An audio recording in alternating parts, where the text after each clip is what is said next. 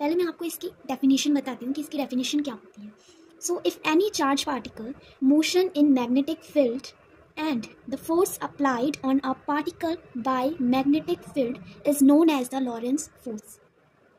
तो इससे हमें क्या समझ आ रहा है कि कोई भी हमारा एक मैग्नेटिक फील्ड हमें दे रखी है जो कि क्या है, जिसकी डायरेक्शन क्या है, इनवर्ड है. क्यों? क्योंकि हमने क्या किससे डिनोट किया है, इसे क्रॉस से. ठीक है, तो ये हमारी क्या हो गई, इनवर्ड. अब इस पर कोई भी चार्ज पार्टिकल जो है वो मोशन कर रहा है. सपोज ये आपका क्या है, चार्ज पार्टिकल. ठीक है, ये आपका क्या है, चार्ज पार्टिकल. ये इस मैग्नेटिक फील्ड में मोशन कर रहा है और मोशन करते हुए इसकी कोई ना कोई वेलोसिटी होगी, यानी कोई ना कोई इसका वेग होगा. तो हमने सपोज कर लिया इसका वेग v है.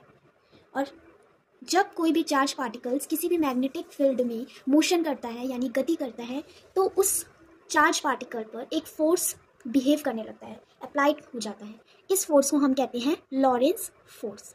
ठीक है, ये इफ हम किसी भी चार्ज पार्टिकल को किसी भी मैग्नेटिक फील्ड में मोशन कराते हैं तो उस पर एक फोर्स अप्लाई हो जाता है जिसे लॉरेंस फोर्स कहते हैं. और इस लॉरेंस फोर्स को हम कैपिटल F से डिनोट करते हैं. ठीक है, तो इसकी मैं आपको डेफिनेशन भी लिख के बता देती हूँ कि if any charge particle motion in magnetic field then the force applied on a particle, which particle? Charge particle, by magnetic field is known as Lorentz force. ये हो गई हमारी definition that if any charge particle motion in magnetic field then the force applied on a particle by magnetic field is known as Lorentz force. इसको हम किससे denote करते हैं, capital F से. ठीक है, और हमने सपोज कर लिया है कि जो एनी चार्ज पार्टिकल है वो क्या है, Q. इसको हमने सपोज कर लिया है ये क्या है, एक चार्ज पार्टिकल है.